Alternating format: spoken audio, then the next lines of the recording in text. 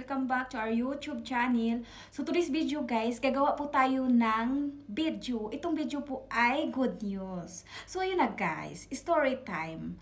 Last November 15, nag-apply po ako ng tourist visa sa Turkey Embassy.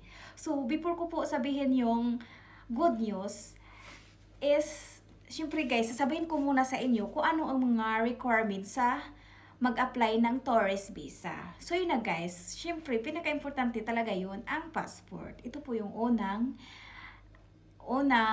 requirements. At saka guys, residence ID kung saan kang bansa tumira. Kung sa Pilipinas, wala namang residence ID, hindi ko alam kung ano ang requirements nila. So itong video guys is para sa mga nandito po sa Oman na gusto mag-apply ng tourist visa sa Turkey. Kasi nandito po ako sa Oman. So ayun guys, ito po yung mga requirements dito sa Oman kung gusto kang mag-apply ng tourist visa sa Turkey. Una guys, passport. Next, residence ID. At saka guys, may asawa na po ako. Dito ako tumira sa Oman. Kaya, yung mga ibang requirements guys, yung kumuha yung asawa ko. Like example, bank statement. So, sa kanya yung bank statement. And then guys, yung marriage contract, kailangan din na maipakita doon sa embassy. At saka, letter of employer.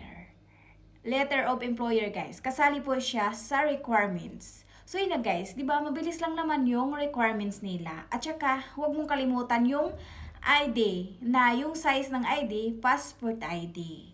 So ayun na guys, ang good news po dito ay, mabilis po ako na-approve nila. Imagine, in just 4 days.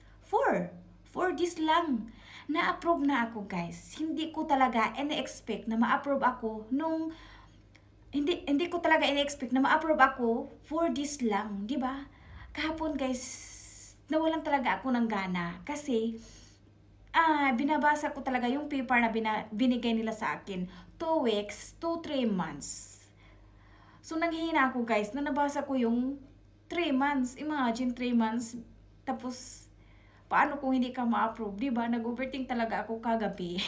At saka guys, kahapon, may tumawag sa akin. Hindi ko talaga alam kung sino yung tumawag. Kasi nag-visit ako ng website nila sa Google, hindi rin yung number nila. Pero this morning guys, it's a good news. Kasi yung tumawag kahapon na number is taga-embassy pala guys.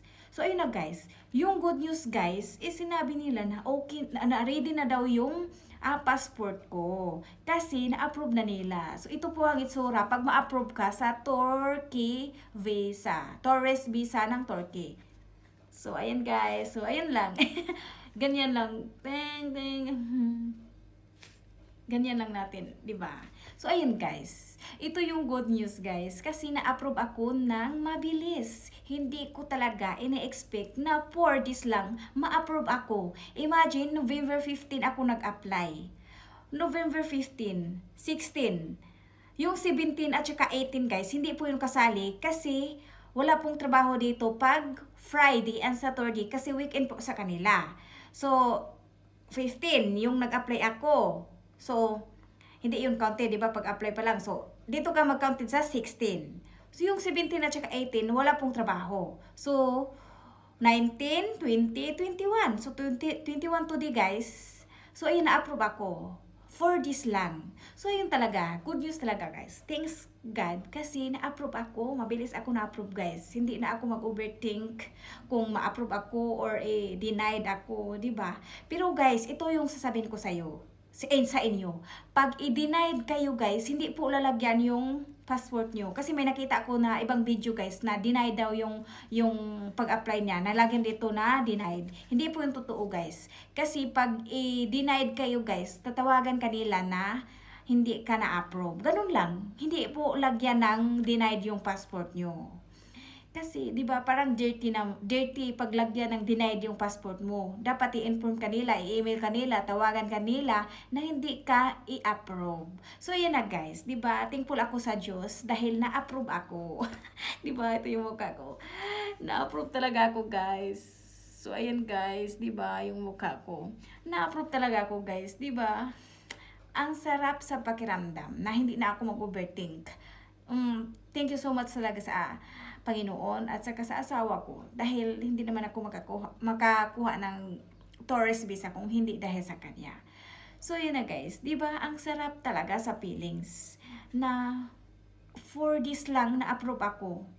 Hindi ko akalain guys na for this lang kasi nagbasa po ako sa mga reviews nila sa website na na-disappoint sila, 17 days hindi sila na-approve, na-denied sila, 'di ba? Parang nawalan ako ng gana sa sarili ko talaga guys na baka abutan ba to ng siyam-siyam kasi alam mo naman na malapit na po ma-expire yung residence ID ko dito sa Oman. Need na naman i-renew para maka-stay pa ako dito. So yun na guys, 'di ba? Yun po ang purpose ko kaya gumawa ako ng video kasi good news po siya. Nakakuha na po ako ng visa, tourist visa. Tourist visa siya, top case. So yun na guys, 'di ba? Sarap sa feelings na na-approve ako ng ganun kabilis na 4 days lang. Yung iba kasi ang tagal. 'Di ba 2 weeks to 3 months talaga yung nakasulat sa papelila. Kaya nawalan talaga ako ng gana guys. Kasi imagine 2 weeks to 3 months. Samantalang nag-apply kami ng visa sa Saudi, parang 3 days lang siya. Ganun, di ba? So yun na guys. Sana may naintindihan kayo sa video ko. Kung may mga katanungan kayo, na mag-comment lang kayo. Handa po akong mag-reply or gawa ng video kung ano pang mga katanungan nyo. So, ayun guys, don't forget to like, subscribe, and click the notification bell para mag-notify ka sa bago kong video. So, ayan na guys. Thank you for watching. Bye everyone!